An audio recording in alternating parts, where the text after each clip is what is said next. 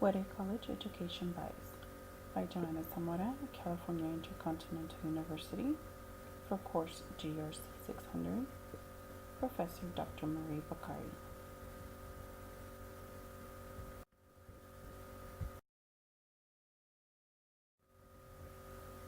Overview of What a College Education Bias by Christopher Caldwell. Caldwell demonstrates the struggle in the American education system through various problems such as racism, poverty, low performance rate, and lenient attendance policy. Education flaws. Elementary and Secondary Education Act of 1965, also known as ESEA, under President Lyndon B. Johnson. The No Child Left Behind Act of 2001, also known as NCLB, under President George W. Bush. And Every Student Succeeds Act of 2015, also known as ESSA, under President Barack Obama. The Elementary and Secondary Education Act was signed into law in 1965 by President Lyndon Baines Johnson. In a nutshell, this offers new grants to districts serving low-income students, federal grants for textbooks and library books, funding for special education centers, and scholarships for low-income college students. The law also provides federal grants to state education agencies to help improve the quality of elementary and secondary education. The No Child Left Behind Act is a law that was enacted under George W. Bush. It provides money for extra educational assistance for poor children in return for improvement in their academic process.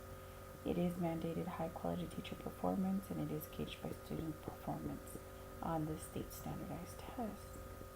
The Every Student Succeeds Act was signed into law in 2015 by President Barack Obama. It is to make sure public schools provide a quality education for all kids.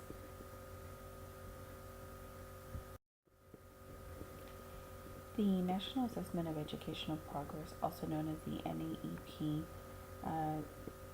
talks about the achievement levels under basic, proficient, and advanced. These levels are calculated in different ways, but two of the ways that they're calculated is either cumulative, which is a percentage of students performing at or above each achievement level, or discrete, which is the percentage of students performing within each achievement level, counted separately from other levels. In our readings, Charles Murray states that conservative social scientists wrote in Wall Street Journal, the idea that educators already know how to educate everyone and that they just need to try harder is a costly wrong impression, attacking President George W. Bush on the No Child Left Behind initiative. He also argued that that not all children have the intellectual capacity to reach the basic achievement levels, and that only 15% of Americans should master the most challenging college classes versus the 45% claimed. And again, this was stated by Charles Murray. Tuition costs do vary.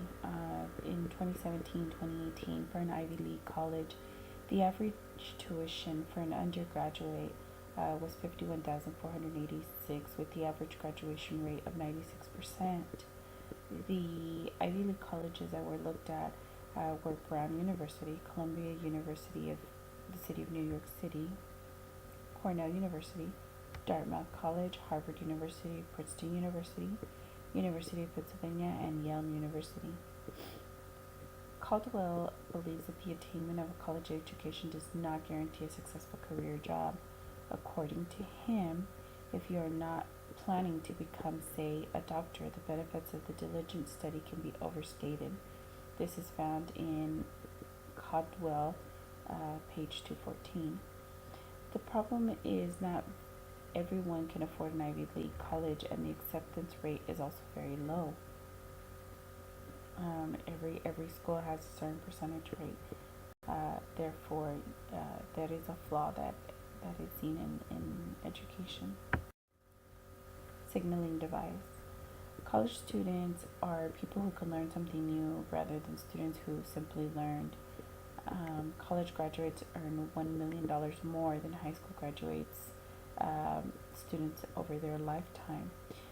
This was a study that was done in Georgetown University Center on the education and workforce, where they state the lifetime wages of the college versus a high school student is a 1 million difference over the lifetime. Signaling device, going back to signaling device, basically what it means is, college students obviously can learn something, so they can go through a course and they can learn it. But that tells employers, or that tells people who are ready to hire you, that if you can learn something, go through a course, and you can learn a certain subject, then you can learn something within a new business. Liberal education. Liberal education approach is a form of education whereas the student is taught how to deal with complexity, diversity, and change. Within those, you have analytical thinking, multiple framing, and reflective exploration. Analytical thinking is what students need to function adequately. Multiple framing allows the student to make sense of several different perspectives, and reflective exploration allows the student to take a step back and question their thought process. Many say that liberal education is different from a formal education, or a degree plan. Let's put it this way. Some of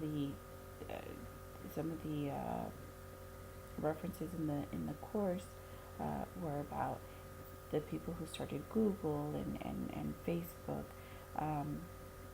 They dropped out of school and they went and started these businesses. Regardless, though,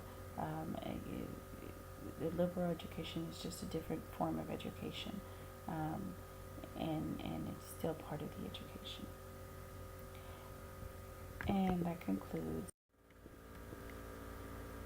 And this concludes my PowerPoint presentation on what a college education buys. Thank you so much for listening. Have a great day.